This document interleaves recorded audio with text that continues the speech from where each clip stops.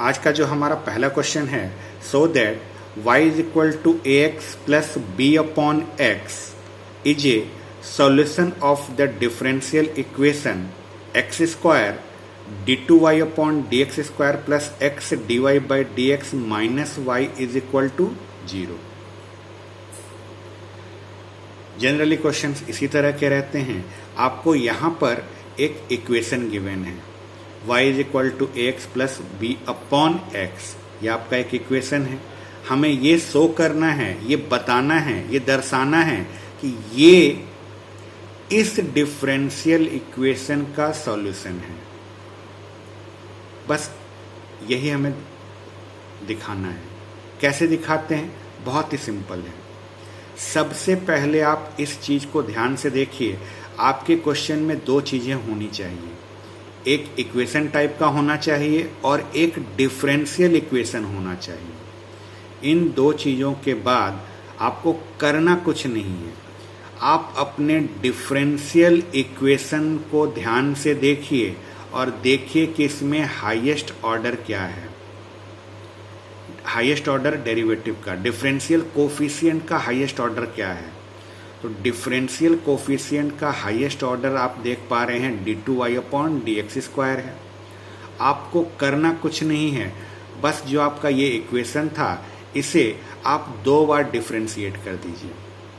2 बार differentiate करके आपको D two Y by D X square की वैल्यू मिल जाएगी। D two Y by D X square की वैल्यू आपको तब मिलेगी जब आप इसको पहली बार डिफरेंशिएट करेंगे। पहली बार डिफरेंशिएट करने पर आपको D Y by D X की वैल्यू मिलेगी, उसको दोबारा करने पर आपको D two Y by D X square की वैल्यू मिलेगी। यानी अगर मैं ये कहूँ कि आपको D Y by D X की वैल्यू पता चल सकती है और D two Y by D X square की भी वैल्यू पता चल सकती है, तो ये कहना गलत नहीं होगा। इस इक्वेशन से आपको D Y by D X की वैल्यू निकालनी है और इसी इक्वेशन से D two Y by D X square की वैल्यू निकालनी है और उसे उठाकर यहाँ पुट कर देना है। फिर इस पूरे को सॉल्व करना है और इज इक्वल टू में आपको 0 ला देना है। बस यही काम रहेगा आपके हर एक क्वेश्चन में। हर एक क्वेश्चन में आपको मोर और लेस यही काम करना है। यही काम कहने का मतलब कि जिस इक्वेशन को आपको सॉल्यूशन बताना है, हमें सॉल्यूशन किसको बताना है? y is equal to A X plus B upon X को सॉल्यूशन बताना है। किसका सॉल्यूशन? इस डिफरेंशियल इक्वेशन का सॉल्यूशन। तो अपने डिफरेंशियल इक्वेशन में डिफरेंशियल कोफिशिएंट के हाईएस्ट ऑर्डर को देखिएगा। हाईएस्ट ऑर्डर जितनी बार, जो भी हाईएस्ट ऑर्डर होगा उतनी बार इसको डिफरेंशिएट कर दीजिए और उन सब की वैल्यूज़ को यहाँ डिफरेंशियल इक्वेशन में पुट करके LHS और RHS को इक्वल बता दीजिए। अगर आपने ये कर दिया कि LHS जो है डिफरेंशियल इक्वेशन का LHS इस RHS के इक्वल आ गया, तो हम ये कह देंगे कि y is equal to A X plus B upon X जो है इसका जनरल सॉल्यूशन है। चलिए शुरुआत कैसे करेंगे? हमारे पास जो गिवन इक्वेशन था y is equal to A X plus B upon X है। पहली बार जब हम इसे डिफ्रेंशिएट करेंगे तो y का differentiation D Y by D X, एक कॉन्स्टेंट है बाहर रहेगा, x का डिफ्रेंशिएशन अपने आप में 1 हो गया, यहाँ a आ गया। b जो है बाहर हो जाएगा क्योंकि कांस्टेंट है, बचेगा क्या? 1 अपॉन एक्स बचेगा। 1 अपॉन एक्स का डिफ्रेंशिएशन log x मत लिख दीजिएगा, log x जो है 1 अपॉन एक्स का इंटीग्रेशन होता है। अभी अभी आप इंटीग्रेशन चैप्टर पढ़कर आए हैं। कई बार क्या होता है, धोखे से 1 अपॉन एक्स को हम लोग log x लिख लेते हैं। log x उसका इंटीग्रेशन होता है और हम यहाँ डिफ्रेंशिएशन की बात कर रहे हैं। b कांस्टेंट है बाहर रहेगा, 1 अपॉन एक्स का डिफ्रेंशिएशन, याद रखिए 1 अपॉन एक्स का डिफ्रेंशिएशन होता है -1 बाई एक्स स्क्वायर। तो जब इस 1 अपॉन एक्स को डिफ्रेंशिएट किए तो -1 अपॉन एक्स स्क्वायर आया। सॉल्व करने पर ये हमारा आ गया। ये हमारा D Y by D X का वैल्यू है।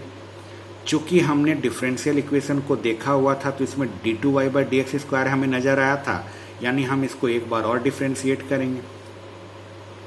फिर से जब हमने इसको डिफ्रेंशिएट किया तो D Y by D X का differentiation D two Y by D X square आ गया। ए तो अपने आप में कांस्टेंट है तो उसका डिफ्रेंशिएशन हो गया 0। यहाँ से सोचिए -b जो है कांस्टेंट है बाहर रह जाएगा, बचेगा 1 अपॉन एक्स स्क्वायर। अब 1/x² का डिफ्रेंसिएशन -2/x³ होगा। -2/x³ जो है 1/x² का डिफ्रेंसिएशन हो गया। इसको हमने सॉल्व किया तो d2y/dx² की वैल्यू आ गई 2b/x³। अब आइए, हमने अपने डिफरेंशियल इक्वेशन को जब देखा तो d2y/dx² तक ही था ये, यानी सेकंड ऑर्डर का था। हमने यहाँ d2y/dx² की वैल्यू निकाल ली। अब हमें करना कुछ नहीं है, जो हमारा गिवन डिफरेंशियल इक्वेशन है हमें उसको ले लेना है और इस गिवन डिफरेंशियल इक्वेशन में जो जो वैल्यू हम पुट कर सकते हैं उसे पुट कर देना है। जो जो वैल्यू पुट कर सकते हैं का मतलब यहाँ d2y/dx² है। देखिए आपके पास d2y/dx² की एक वैल्यू मौजूद है। इसके साथ में आप यहाँ dy/dx देख पा रहे हैं, तो आपको dy/dx की भी एक वैल्यू पता है। फिर आप यहाँ पर y देख पा रहे हैं, आप ध्यान से देखिए, आपको y की भी वैल्यू पता है। जिसकी जिसकी वैल्यू आपको पता है, अब आप उन सभी को अपने डिफरेंशियल इक्वेशन में पुट कर दीजिए। ये x² वैसे का वैसे ही, d2y/dx² का वैल्यू हमने ये पुट किया, x हमारा वैसे का वैसे ही dy/dx की जो वैल्यू थी हमने उसको पुट कर दी, माइनस का साइन वैसे ही y की वैल्यू हमने यहाँ पुट कर दी। जो जो वैल्यू हमारे पास थी हमने उन सबको यहाँ पुट कर दिया। अब इसे सॉल्व करने की बारी है।